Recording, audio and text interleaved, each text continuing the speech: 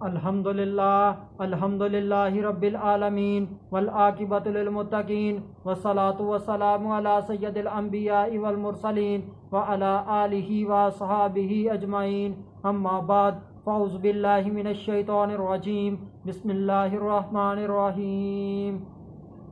ان ارسل معنا بنی اسرائیل، صدق اللہ العظیم۔ ان اللہ وملائکتہ یصلون علی النبی، یا ایھا الذین آمنوا صلوا علیہ وسلموا تسلیما۔ اللہم صل علی سیدنا و مولانا محمد وبارک وسلم وصلوا علیہ۔ الصلاۃ والسلام علیک یا سیدی یا رسول اللہ، الصلاۃ والسلام علیک یا سیدی یا حبیب اللہ، الصلاۃ والسلام علیک یا سیدی یا محمد الرسول اللہ صلی اللہ علیہ وآلہ وسلم۔ اللہ تبارک و تعالیٰ کی حمد و ثنا اور اس کے پیارے حبیب حضرت محمد صلی اللہ علیہ وآلہ وسلم کی ذات اقدس پر درود و سلام کا نذرانہ پیش کرنے کے بعد میں سچے دل سے دعا گوں کہ اللہ عز و جل میرے حاضرین ناظرین سامعین کے مال جان عزت آبرو میں برکتیں عطا فرمائے، اور دعا گوں ہوں کہ اللہ عز و جل مجھے حق سچ ٹھیک ٹھیک بیان کرنے کی توفیق عطا فرمائے۔ اگر اس میں کوئی غلطی کوتاہی ہو تو اللہ عز و جل اپنے شان کریمی کے صدقے سے مجھ بندہ ناچیز کو معافی عطا فرمائے۔ دعائیہ کلمات کے بعد آج کا جو میرا عنوان ہے وہ ہے حضرت موسیٰ و ہارون علیہ السلام کے ساتھ بنی اسرائیل کو روانہ کر۔ خطبہ کے اندر تلاوت کی گئی آیت کریمہ سورہ شعراء آیت نمبر 17 پارہ نمبر 19، ترجمہ کہ تو ہمارے ساتھ بنی اسرائیل کو چھوڑ دے۔ اس آیت کریمہ کے اندر اللہ پاک نے حضرت موسیٰ علیہ السلام کو اپنا پیغام دیا ہے۔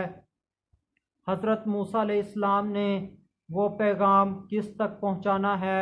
حضرت موسیٰ علیہ السلام نے اللہ کا پیغام فرعون تک پہنچانا ہے۔ وہ پیغام اللہ کا کیا ہے جو فرعون تک پہنچانا ہے؟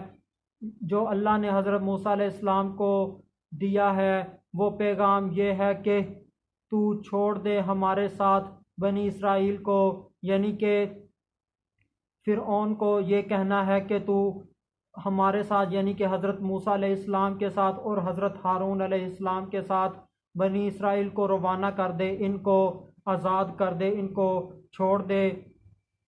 فرعون نے 400 برس تک بنی اسرائیل کو غلام بنائے رکھا، اور اس وقت بنی اسرائیل کی تعداد 6,30,000 تھی۔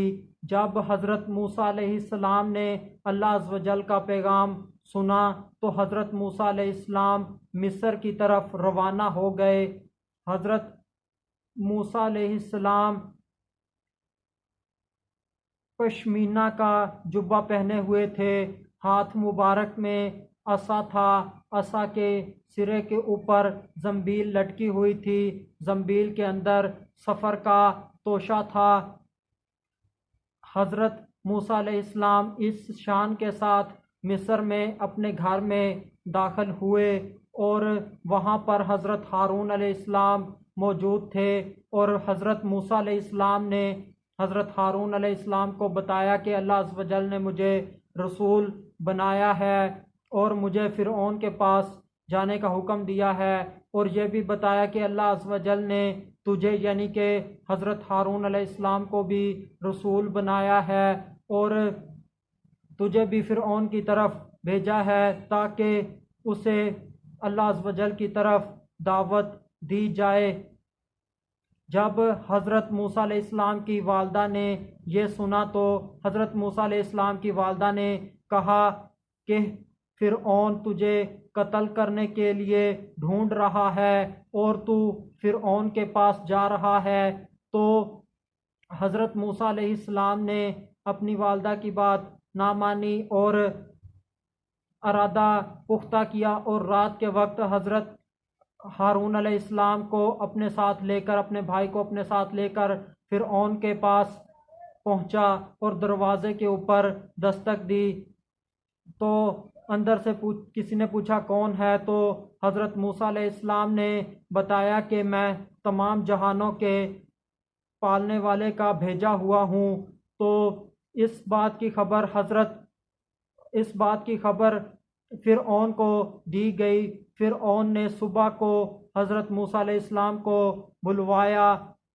حضرت موسیٰ علیہ السلام نے اللہ عز و جل کی رسالت ادا کی۔ اللہ عز و جل کا جو پیغام فرعون تک پہنچانا تھا وہ پہنچایا۔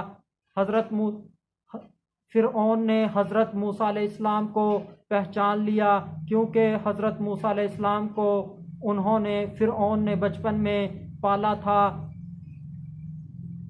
اللہ عز و جل نے پھر حضرت موسیٰ علیہ السلام کو کہا کہ آپ نے یہ باتیں پہنچانی ہیں۔ ان میں سے ایک بات یہ ہے کہ ہم یعنی کہ حضرت موسیٰ اور حضرت ہارون علیہ السلام خود تیرے پاس نہیں آئے، اپنی مرضی سے نہیں آئے، بلکہ ہمیں اللہ عز و جل نے بھیجا ہے، اللہ عز و جل کی مرضی سے آئے ہیں جو تمام جہانوں کے پالنے والا ہے۔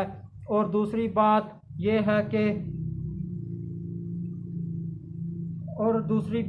یہ ہے کہ تو نے بنی اسرائیل کو غلام بنایا ہوا ہے، ان کے اوپر ظلم کرتا ہے، تو ان کو ہمارے ساتھ روانہ کر دے، ان کو آزاد کر دے۔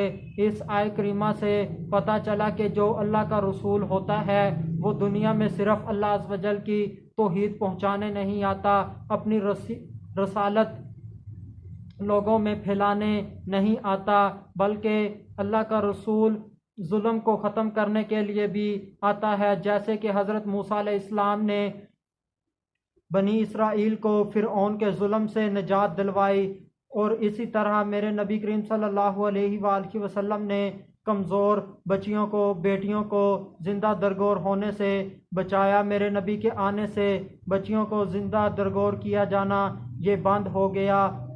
نبی دنیا میں ظلم کو ختم کرنے کے لیے بھی آتا ہے۔ آخر میں اللہ عز و جل سے دعا ہے کہ اللہ عز و جل ہمیں اپنے پیارے محبوب حضرت محمد صلی اللہ علیہ وآلہ وسلم کے صدقے سے ہماری بلا حساب مغفرت فرما دے۔